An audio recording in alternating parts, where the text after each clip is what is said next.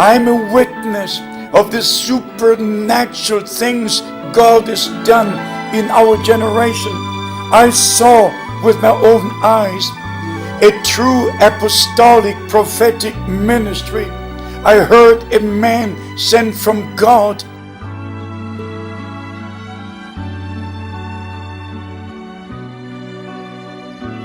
Jesus Christ has only one church. He purchased, He paid the price, He shed His blood, He gave His life. So now He's calling out His church from all the churches and bring us back to Himself and to His word, to believe in Him, as the scripture says.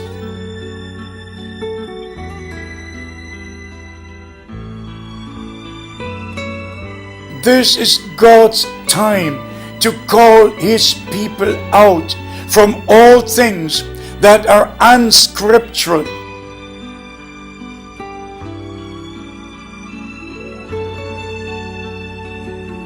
May you hear His voice, line up with His word. May you be restored, is my prayer.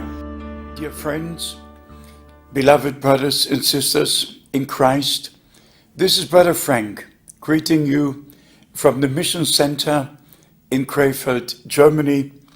It's always a privilege to speak to you about the Lord, about His return, about Bible prophecies being fulfilled in our time, actually to show forth the great plan of salvation.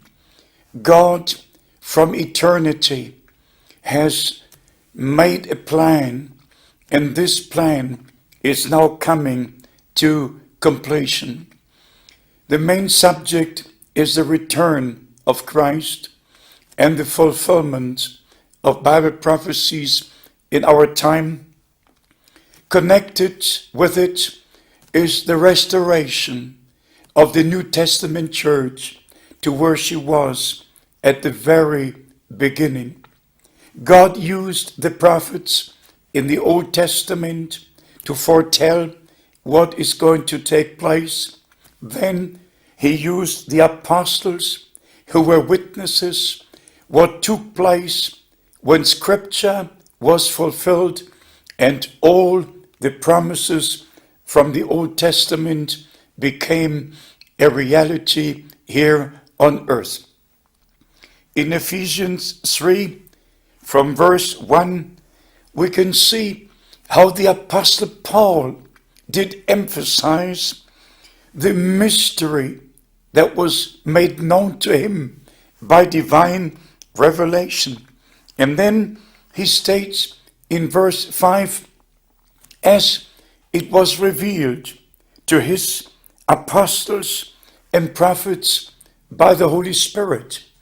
Everything is divine revelation. Now, speaking about the end time, about the return of the Lord, about the things which are now taking place as a fulfillment of Bible prophecies, we have to emphasize that before the return of Christ, there has to be a total restoration of all things. The New Testament church at the end must be as she was at the beginning. And at the beginning, God placed into His church the different ministries, apostles, prophets, teachers, and so forth. At the last round, when the Lord is going to move in a very great and mighty way, in the last phase, the New Testament church will experience, before the actual return of Christ, we shall have a restoration, the same power of God, the same teachings, the same baptism in the Holy Spirit, the same baptism in water. Everything will be and will have to be the same as it was in the beginning, because Jesus Christ is Alpha and Omega, the first and the last, and he is the same yesterday, today, and forever. Beloved friends, we have to understand we're not living in the days of Reformation. We are living at the time of restoration of all things. I'd like to show you today the importance of the teachings of the 12 apostles. You can even go to Revelation chapter 21 when we see the New Jerusalem and we're told about the 12 gates and also about the 12 pillars. There we find the names of the 12 apostles. Revelation chapter 21 verse 14, and the wall of the city had 12 foundations, and in them the names of the 12 apostles of the Lamb. We must take things seriously. We cannot just think we're going to make it. If we wish to be in the New Jerusalem, if we wish to participate in the first resurrection, we have to comply with God's word in total obedience. We must be able to say, as a son of God, not my, but thy will be done. When we read about the 12 apostles, we can also go to Revelation chapter 12, and it says here in verse 1, and there appeared a great wonder in heaven, a woman clothed with the sun and the moon under her feet, and upon her head a crown of 12 stars. Now, we're not going to go into detail about all this symbolic language, but everybody understands, just like a woman receives the seed and then gives birth to life, so the New Testament church is shown as a woman receiving the seed of the Word of God, but she's crowned with the teachings of the 12 apostles. You can go to Revelation chapter 1, and it says here in verse 20, Revelation chapter 1, verse 20, the mystery of the 7 stars. Remember 12 stars? A crown of 12 stars. The teachings of the 12 apostles. The New Jerusalem having 12 gates with the names of the 12 tribes of Israel, having 12 foundations with the names of the 12 apostles. And here we're told about the 7 churches, which represent the one church throughout the New Testament period. And it says here in Revelation chapter 1, verse 20, the mystery of the 7 stars. So stars in the hands of the Lord are messengers, men of God, sent with a message to the church. And the apostles had the message to the New Testament church. And it says here in Revelation chapter 2, verse 2, you have tried those who claim to be apostles, and they are not. You found them to be liars. Not claims, but reality. Our teaching and preaching, our practice must be precisely as it was in the days of the apostles. Anybody knows the church history that only a few years after the beginning, there were brethren teaching various doctrines which were no more the original teachings of the apostles. So we must make sure that we do believe according to the scripture, and therefore the restoration of all things is necessary. If we go to the Old Testament, then in 1 Kings chapter 18, the man of God was placing the altar where it actually had been before, rebuilding it, and then taking the 12 stones according to the 12 tribes of Israel. 1 Kings 18, 30 and 31. And Elijah said unto all the people, Come near unto me. And all the people came near unto him, and he repaired the altar of the Lord that was broken down. And Elijah took 12 stones, according to the number of the tribes of the sons of Jacob. So we must go back to the harmony of the scripture. Elijah thought he is the only one who remained left. But then the Lord said, there are still 7,000 who did not bow their knees.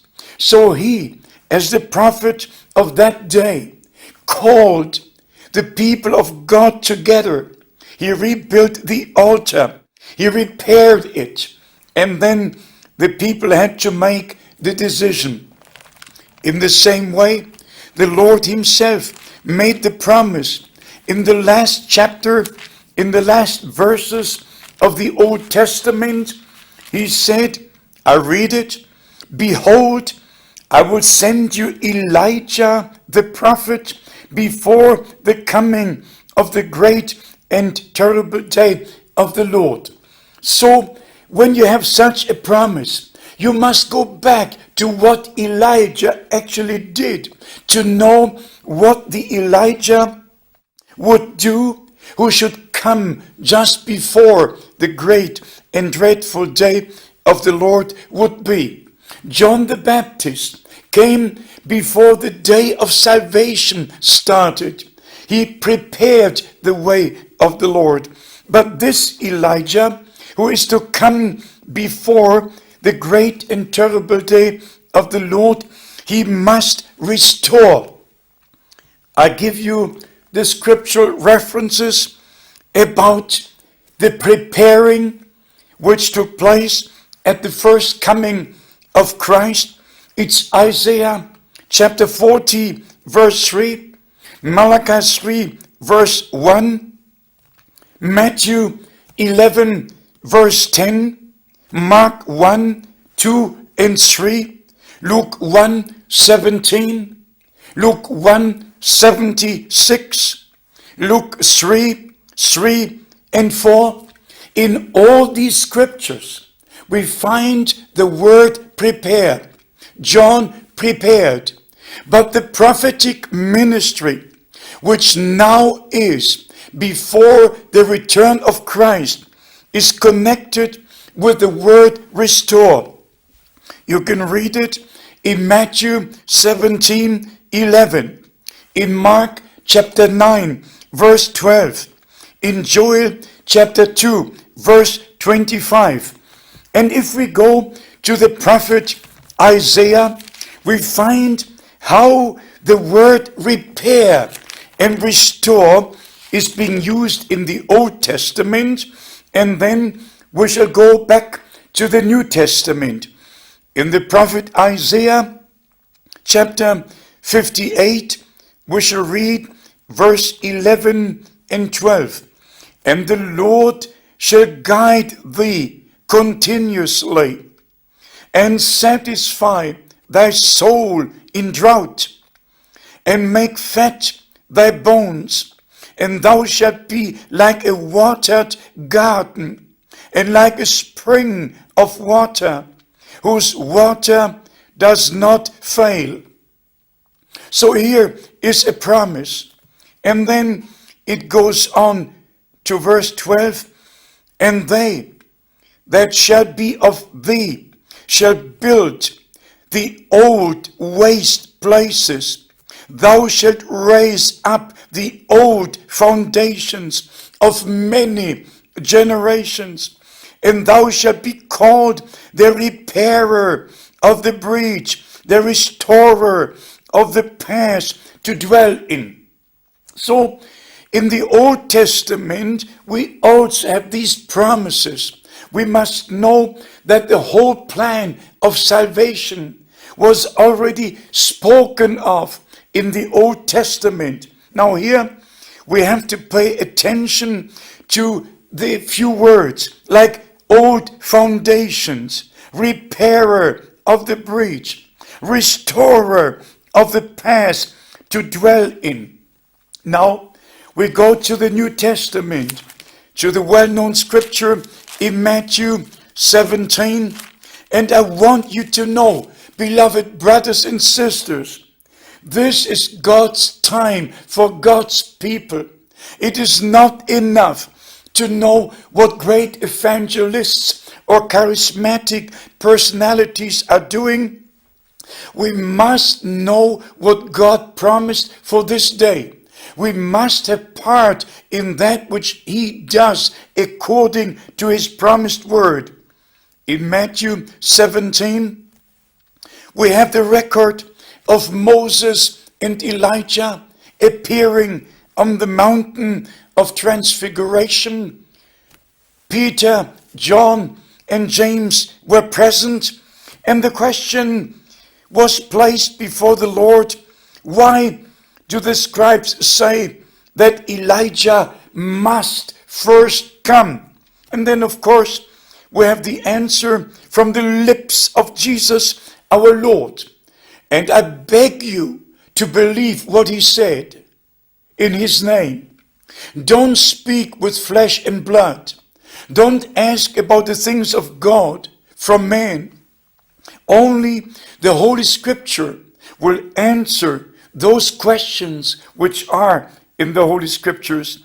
In verse 11, and Jesus answered and said unto them, Elijah truly shall first come and restore all things. Now, in the prophet Isaiah 58, we read 11 and 12, that there will be a restoration.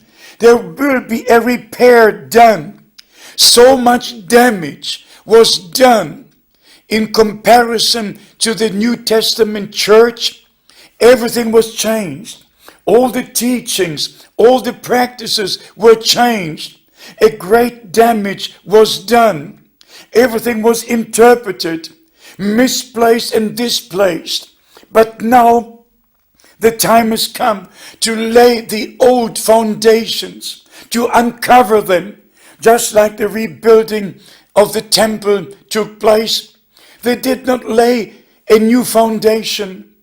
They just took all things away until they found the old foundations. And then the temple was rebuilt on the same foundation. It's the same today. Not a new foundation, not new teachings, but the doctrines of the 12 apostles. Just as we read in Acts 2:42 about the New Testament church at the very beginning, remaining in the teachings of the apostles, in prayer, in fellowship, and so forth. But since the apostolic days, all was changed, and people live in traditions, thinking it's the word of God, believing it's biblical when it's not. Therefore, we have to compare the word of God with what we believe, and we must stand on God's word and believe what the scripture says. For instance, in Acts chapter 3, we are told about the return of Christ, but also that he remains in heaven until the times of restitution of all things would come. Already in chapter 2, the apostle Peter did not only speak about the outpouring of the Holy Spirit, which was to take place in the last days, according to the prophet Joel, chapter 2, verse 29, and Acts 2:17. He also spoke about the day of the Lord that would come in chapter 2 of the book of Acts. It says here in verse 20, the sun shall be turned into darkness and the moon into blood before the great and notable day of the Lord comes. And then it says here, and it shall come to pass that whosoever shall call on the name of the Lord shall be saved. Now, if we go with this scripture to the next chapter, Acts chapter 3, it speaks here about repentance in verse 19, about the times of refreshing that will come from the presence of the Lord as promised in Isaiah 28 verse 12. And then the statement is found, and he shall send Jesus Christ, who before was preached unto you. And now comes the most important statement, whom the heaven must receive until the times of restitution of all things, which God has spoken by the mouth of all his holy prophets since the time began. So there is a complete restitution, a restoration, a repairing, a laying of the foundation, or uncovering the old foundation, and to build again according to the Bible pattern. Beloved friends, brothers and sisters, I'm in the ministry for so many years in the kingdom of God. I am since 1949. I'm part of the revival which broke out after World War II, when the Lord used William Branham as a man sent from God with a true ministry which was divinely confirmed.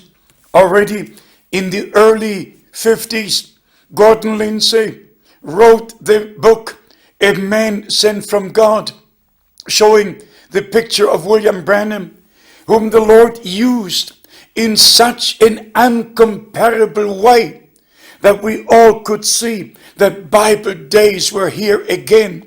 It was not only written in Hebrews chapter 13 verse 8 that Jesus Christ is the same.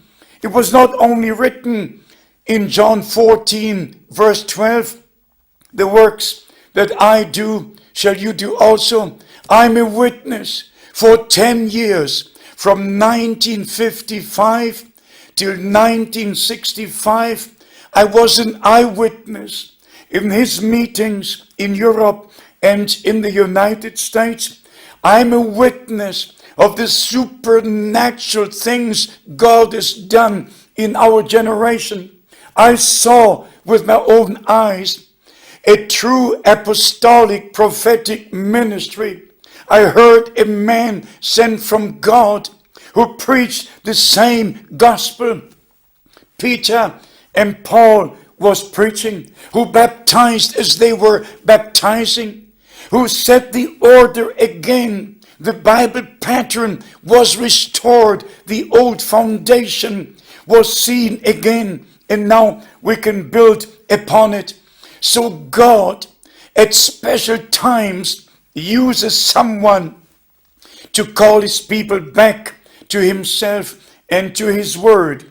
To understand the time we're living in is not enough to only speak about the end time, about the fulfillment of Bible prophecies. We must know what the Lord promised to the New Testament church, how she is to be called out, prepared, and made ready for the return of the bridegroom.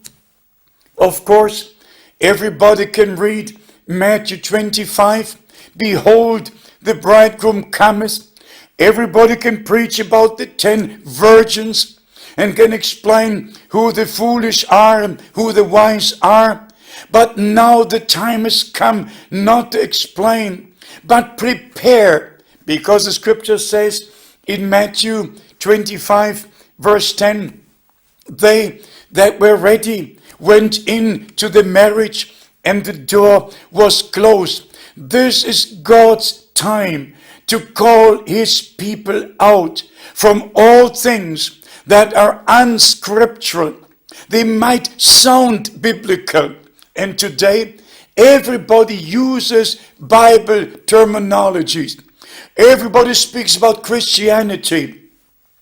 At the present time, we have 342 church denominations joined in the World Council of Churches. But Jesus Christ has only one church. He purchased, he paid the price, he shed his blood, he gave his life. So now he's calling out his church from all the churches and bring us back to himself and to his word, to believe in him, as the scripture says. Beloved, this is a prophetic, an apostolic ministry. That means to say, we are brought back to the true word of God, spoken unto us in the name of the Lord, under the inspiration of the Holy Spirit, by the apostles and prophets. And the New Testament church, according to Ephesians 2, is built upon the foundation of the apostles and prophets. May you hear his voice, line up with his word. May you be restored, is my prayer.